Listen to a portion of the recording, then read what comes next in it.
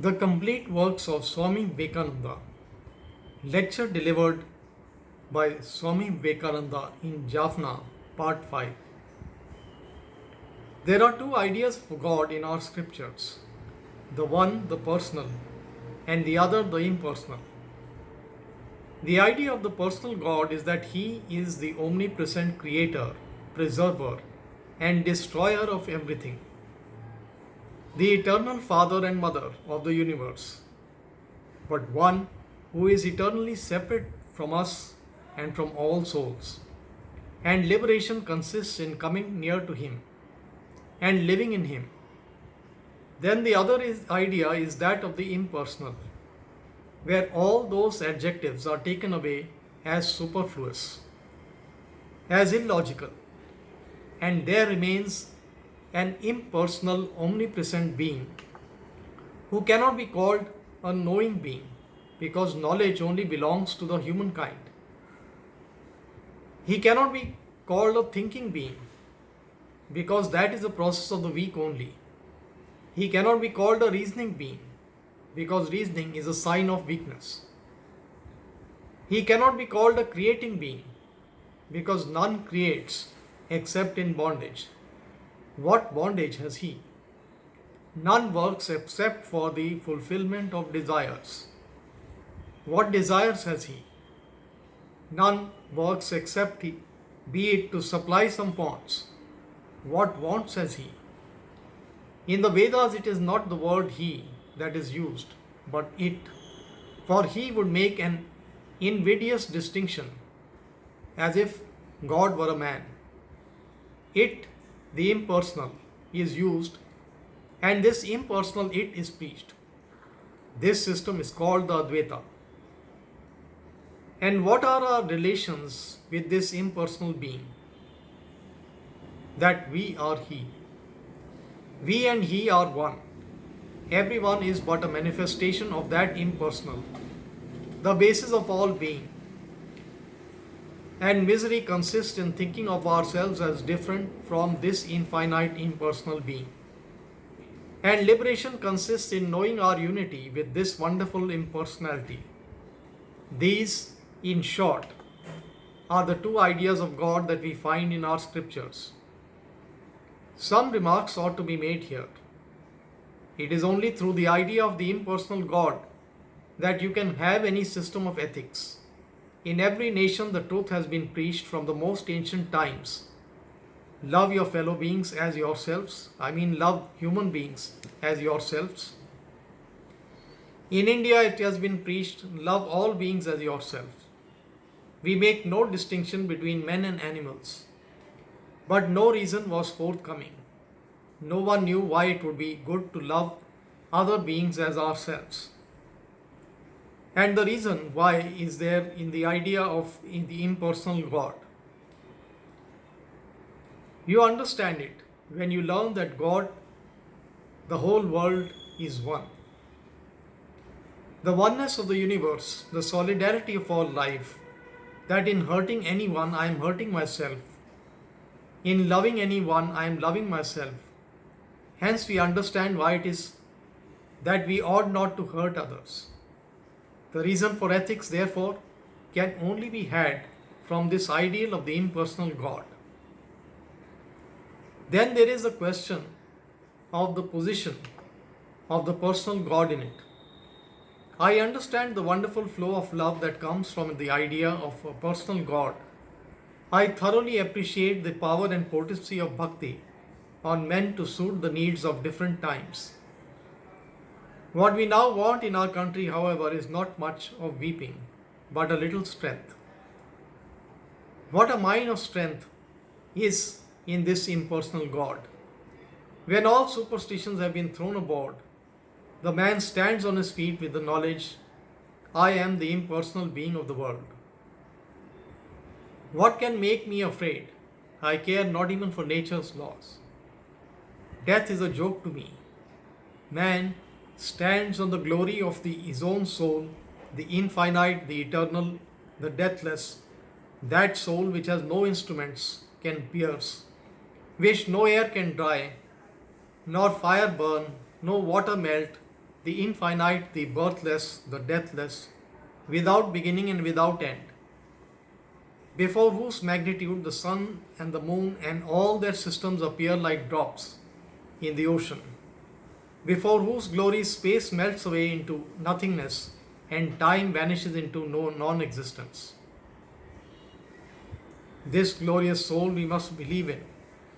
Out of that will come power. Whatever you think that you will be. If you think yourselves weak, weak you will be. If you think yourselves as strong, strong you will be. If you think yourselves as impure, impure you will be. If you think yourselves as pure, pure you will be. This teaches us not to think ourselves as weak, but as strong, omnipotent, omniscient. No matter that I have not expressed it yet, it is in me. All knowledge is in me, all power, all purity, and all freedom. Why cannot I express this knowledge? Because I do not believe in it. Let me believe in it, and it must and will come out. This is what the idea of the impersonal teaches. Make your children strong from their very childhood. Teach them not weakness, nor forms, but make them strong. Let them stand on their feet, bold, all conquering, all suffering, and first of all, let them learn the glory of the soul. That you get alone in the Veda, in the Vedanta, and there alone. It has ideas of love and worship and other things which we have in other religions. And more besides, but this idea is the soul, is life-giving thought, the most wonderful. There and there alone is the great thought that is going to the application. As we have seen, under the circumstances existing in India, naturally many sects appear.